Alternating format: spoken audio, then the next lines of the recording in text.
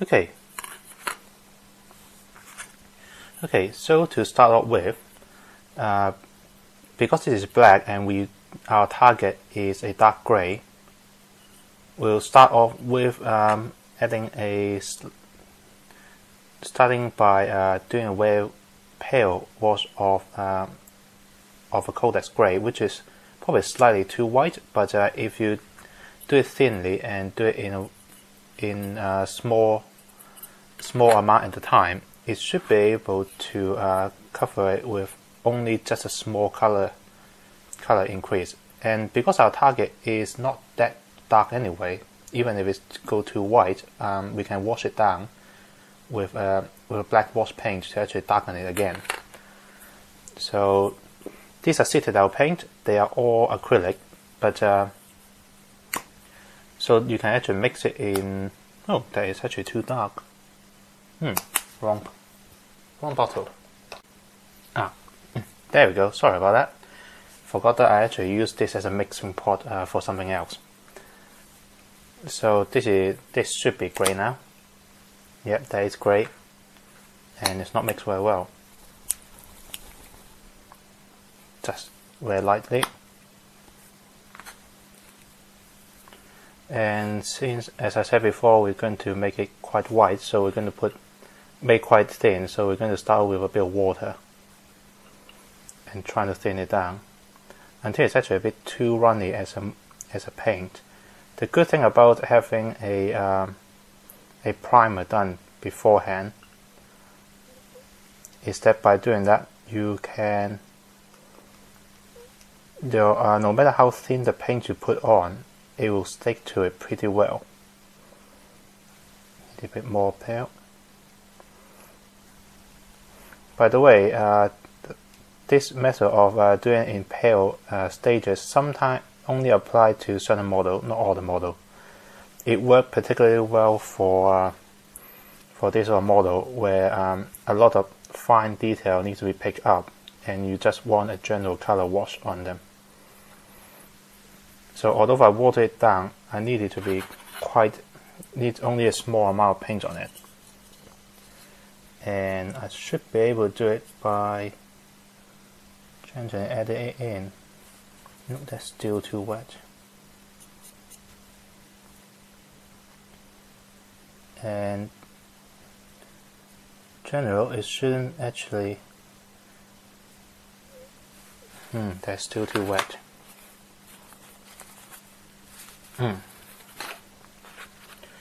Good thing I had to start off with the bit that is going to become white, because otherwise it will ruin some of it.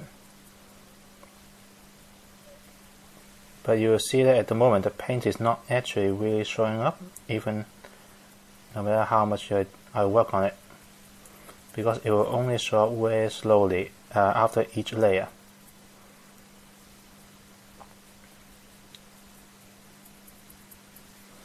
And the good thing about this sort of painting method is that if you do make a mistake, it's quite easy to go over with other paint, so that you don't have to worry about going over things. So I can use a big brush here and just slap them on by gently brushing over it. Do make sure the paint, your brush is doesn't got too much paint on it, otherwise you will cover all of the detail as well. So it will take a lot of coats, so I'll show you I'm not going to talk about it all the time. I'm going to slowly do it, and when we get there I will pause it. Yeah, well, I'll fast forward all of this, and yeah, back in a bit.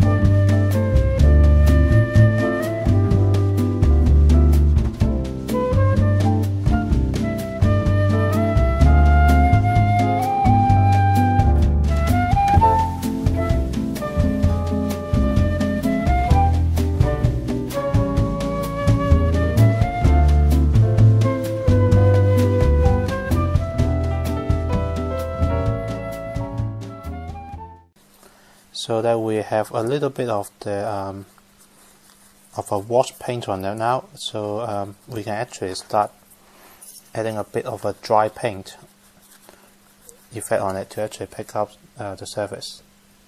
See, that should be drying up. So basically, now that I've started to use more and more paint and less water in the brush, you might have actually seen it already in the last few cycle. I actually take less and less water to the mix and more and more paint in the mix. So now that because we use a wash in the beginning, the dry brush is going to pick up the paint target color much better with the dry brush. So with the wash we have before, it means that we have something that is blending it between those paints and the base color. It sort of hold true for Sangular Dan model that I do, where I actually use gold. Because I don't, those actually are tiny detail. You can't really do a wash on them like I'm doing here. So instead, you can use multiple paints, each one with a color degradation, a color variance that is very close to each other. That way, you can actually hide the transition between one to another much easier. For example, say something here. If you start off for the base color with black, and then with this, the tin bit, which is basically a very dark copper-like color, although it's called tin bit, I think it's more copper. And then from then on, you move on to something just slightly, well, when I say slightly, it's much closer to gold. In here is a shining gold, which is a bit too yellow for a gold color. So what you can do after, with that, you have a transition from a tin bit to an actual gold color. So from this point on, you can use. So from then on, you can start using this, the burnished gold, which is much closer to real gold. And you can actually start using it in small quantity, either in a wash form or in a dry brush form, because that way you can actually, with this, it's actually been blended together quite well. So let's continue on from here on. So you can start to see the detail being picking up now.